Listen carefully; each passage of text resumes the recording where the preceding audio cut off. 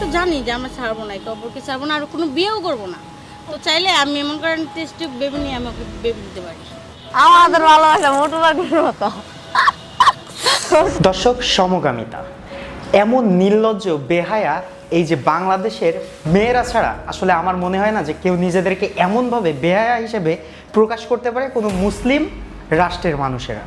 এই যে বাংলাদেশের মেয়েরা, এই যে দুইটা মেয়েকে আপনারা দেখতে পাচ্ছেন আমার পাশে, এই মেয়ে দুইজনের পরিবার আছে।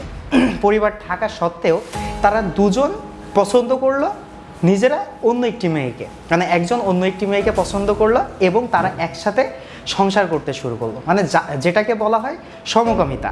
এখন এই সমকামিতা ভাই, বাংলাদেশ তো ভাই ফ্রি সেক্সের দেশ না, তাই না?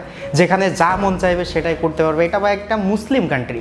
কিন্তু কিছু মানুষ, এই ধরনের মানুষেরা, তারা সমাজকে নষ্ট করছে, দেশকে নষ্ট করছে, দেশের মানুষের ভাবনাকে নষ্ট করছে। এদেরকে দেখে দেখে হাজারো মানুষ সমকামিতার সাথে লিপ্ত হবে, কারণ কোনো কিছু শুরু হইলে সেটা থেকে মানুষ শিক্ষা গ্রহণ করে।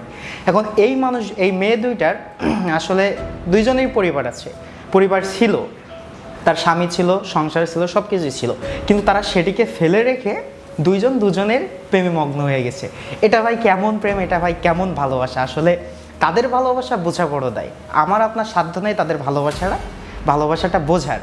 সব কিছু ফেলে রেখে তারা নিজেদের মতো জীবনযাপন করছে, একসাথে থাকছে, একসাথে খাচ্ছে, একসাথে ঘুমাচ্ছে, এক ঘরে রাত্রি যাপন করছে। কিন্তু এটা নিয়ে মানুষের মাথা ব্যথা থাকলেও তাদের কোনো মাথা ব্যথা নাই, কারণ মানুষ কী বললো, মানুষ কী ভাবলো, এটা নিয়ে তারা কোনো কিছুই পরোয়া করে না। কারণ তাদের কনসেন্ট্রেট শুধুমাত্র তাদের নিজেদের ভাবনার উপরে, তাছাড়া কোনো দিকে তাদের মনোযোগ নেই।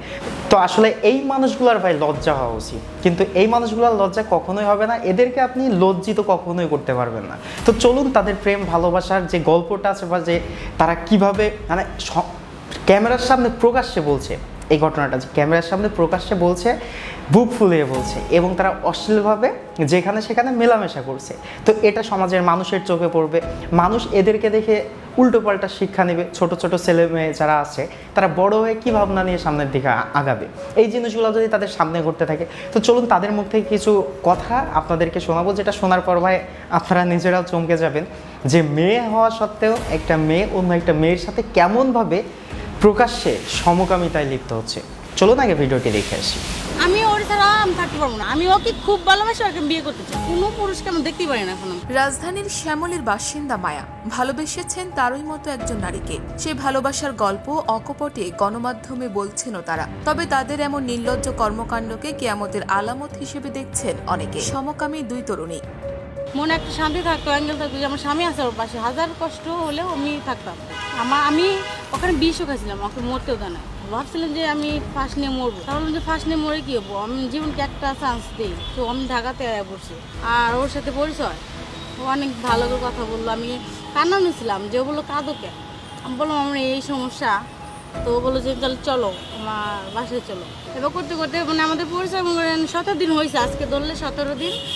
তো মানে এই কদিনে এত মহব্বত তৈরি হয়েছে যে আমি ওর লাগে মানে এক মুহূর্তের লাগে সবসময় ঝগড়া লাগেই, কিন্তু ওর রাগ করে যদি ওইটুকু যায় আর মন মানে না, ওই ফিরে আসি। ভিডিওটা ছাড়তে আমার ফ্যামিলি থেকে আমি 1% আমি সাপোর্ট পাই নাই, আমার মা বাবার বা আমার ভাইগোর কাছে। তার জন্য আমি এই ভিডিওটা বানাইতেছি, তারা দেখুক।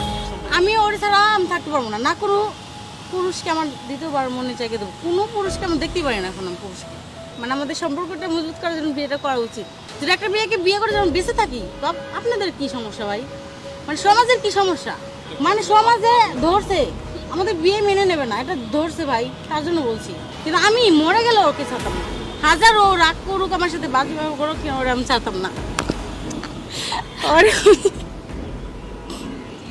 খোদার কসম বলতেছি ভাই, আমার ভাইরাল কি এগুলা ওর জন্য কিচ্ছু না। আমি ওকে খুব ভালোবাসি, ওকে বিয়ে করতে চাই। স্বামীর কাছে নির্যাতনের শিকার হয়ে আত্মহত্যা করতে যাওয়া মায়ার সাথে পরিচয় হয় সাথীর। এরপর থেকেই একসাথে থাকেন তারা। তবে সবচেয়ে বড় উদ্বেগের কারণ হচ্ছে এই দুই তরুণী বিয়েও করতে চাইছে।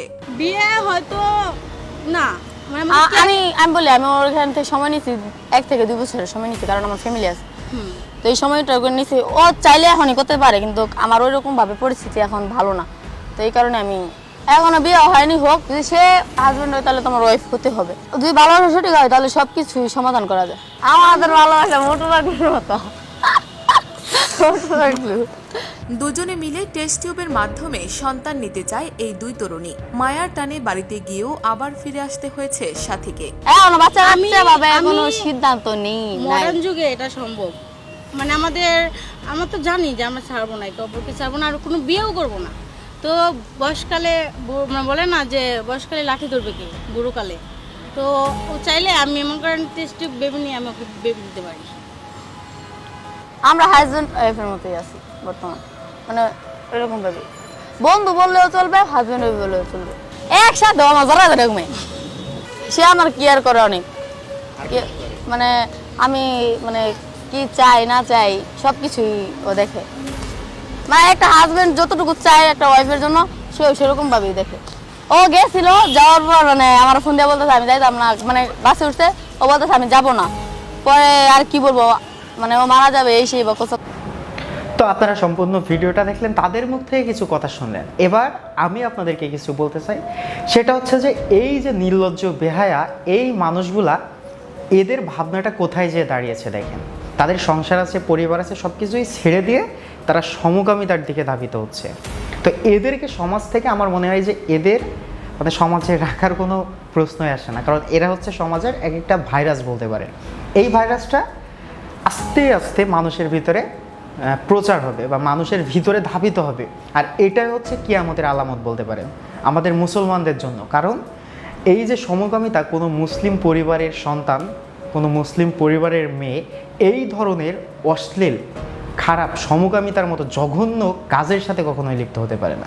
যারা হচ্ছে তারা কি মুসলিম, তারা কি ভাবনা নিয়ে এগোচ্ছে, তারা কি ভাবনা নিয়ে সমাজে বসবাস করছে, তাদেরকে দেশ থেকে বিতাড়িত করা উচিত। তো যাই হোক, কথা বড় করবো না, এই ঘটনা নিয়ে আপনাদের যে মন্তব্য অবশ্যই কমেন্ট করে জানাবেন এবং পরবর্তী ভিডিওর জন্য অবশ্যই চ্যানেলটি সাবস্ক্রাইব করে আমাদের সাথে থাকবেন। দেখা হবে নেক্সট ভিডিওতে, সেই পর্যন্ত ভালো থাকবেন, সুস্থ থাকবেন এই কামনা করি। আল্লাহ হাফিজ।